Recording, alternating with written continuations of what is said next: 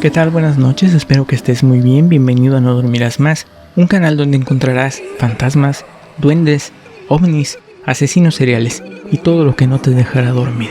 Yo soy Alex Ruiz, bienvenido. El día de hoy te hablaré de Andrés Mendoza, el asesino serial del Estado de México.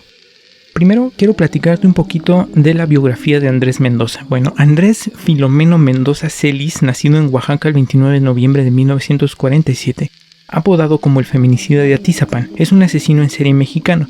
Fue capturado en el municipio de Atizapán de Zaragoza, en el Estado de México, el pasado junio del 2021. Se encuentra bajo investigación al ser el probable responsable de al menos 19 feminicidios, aunque se cree que es un número real. De víctimas podría llegar a ser de 30 o más. Si se llega a comprobar esto, sería uno de los asesinos en serie con mayor número de víctimas en la historia de México. Algunos de los apodos de este tipo son Andrés N., el carnicero de Atizapán, el chino, el descuartizador de Atizapán o el monstruo de Atizapán.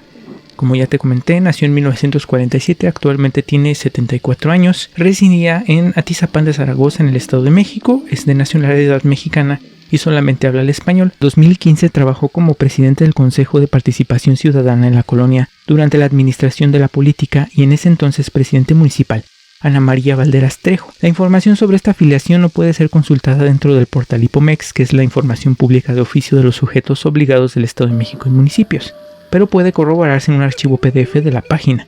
También se desempeñó como carnicero por varios años trabajando en un rastro de preparación de carne para consumo humano en Tlanepantla, siendo esa una de las razones por la cual sabía diseccionar y cortar los cuerpos de sus víctimas. El sábado 15 de mayo del 2021, Andrés Mendoza fue arrestado en Atizapán de Zaragoza, en el Estado de México, cuando se le encontró con el cadáver descuartizado sobre una mesa de una mujer de 34 años de edad, primeramente identificada como Reina N., pero cuyo nombre real era Reina González Amador, y había sido reportada como desaparecida el día 14 del mismo mes.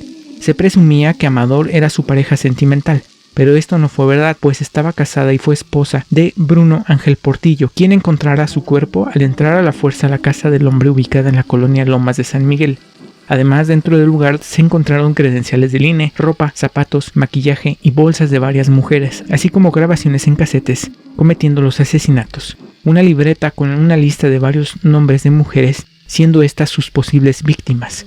También conservaba el cabello y rostros desollados. Enterraba, o dicho por él, se comía a las mujeres que asesinaba, habiendo hecho estos crímenes por años. Fue llevado al penal de Tlanepantla. De acuerdo a algunas declaraciones de sus vecinos, el hombre no soportaba el desprecio y desinterés que recibía por parte de las mujeres jóvenes, mientras que otros lo describieron como tranquilo y que no molestaba a las mujeres. Era una persona muy tranquila, pasaba y saludaba a la gente, o sea que no daba a demostrar lo que es. Fue una amistad, bueno, pasaba y nos saludaba, pero no demostraba lo que era. Somos vecinos y nunca sabíamos. Se le vinculó a proceso en el penal de Barrientos y en palabras de Mendoza expresó lo siguiente durante su primera audiencia. No niego, me culpo yo también. Yo lo único que quiero es decir la verdad. Lo hecho, pues ya está. Ni modo, ahí está el esposo, él vio. Uno no sabe las consecuencias que pudo suceder. De acuerdo a la declaración ministerial, el hombre confesó que, a excepción de Reina, conoció a todas sus víctimas en bares ubicados en Tlanepantla, quienes trabajaban en ellos y él frecuentaba. Allí convivía con ellas para después invitarlas a su casa, con la intención de que tuvieran sexo. En casi todos los casos consumían bebidas alcohólicas y luego las asesinaba, acuchillándolas. Entre sus víctimas se encuentra Reina G., mujer de 34 años de edad, casada y madre de 2 hijas, desaparecida el viernes 14 de mayo del 2021. Trabajaba en un local donde vendía celulares y se había quedado de ver con su esposo para trasladarse al centro de la Ciudad de México y comprar mercancía, pero antes pasaría a casa de Andrés Mendoza. El hombre obtuvo la confianza de la mujer cuando poco a poco le llevaba celulares para que los reparara, así como ofreciéndose para ayudar a hacer ciertos trabajos. Su esposo era policía y fue él quien encontró el cuerpo descuartizado de su esposa al entrar a la fuerza al domicilio de Mendoza. Su otra víctima, Flor N., mujer de 38 años de edad y madre soltera de 2 hijas que quedaron en orfandad.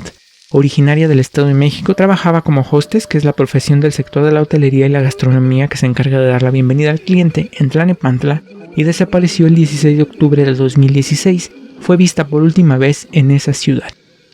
Su otra víctima, Rubicela G., mujer de 32 años de edad y madre soltera de un niño, originaria de Monterrey, Nuevo León, se mudó al Estado de México en busca de una mejor vida para su hijo. Trabajaba como repartidora de Uber Eats en Tlalnepantla y desapareció el 20 de julio del 2019 y fue vista por última vez en un restaurante. Norma J. desapareció el 6 de agosto del 2011 en Tlalnepantla. Berenice S., mujer con alrededor de 20 años de edad que trabajaba en un bar llamado El Marinero, y Aileen y Gardenia, dos mujeres que conoció en un bar llamado El Barrigón, que cortejó, pero ambas lo rechazaron para tener una relación amorosa con él. No existe una ficha para identificarla a ninguna de las dos. 2 meses de la detención de Andrés Filomeno, apodado como el feminicida de Atizapán, la tecnología ha sido una herramienta fundamental para avanzar en las investigaciones, pues con ayuda de un georradar y un radar conocido como LIDAR, se han podido localizar más de 4,000 restos óseos durante las excavaciones que se realizan en la casa de este hombre ubicada en el Estado de México. Si te gustó, por favor ayúdanos dándole un like, comenta y suscríbete para más videos de terror como este. Muchas gracias y que duermas bien, si puedes.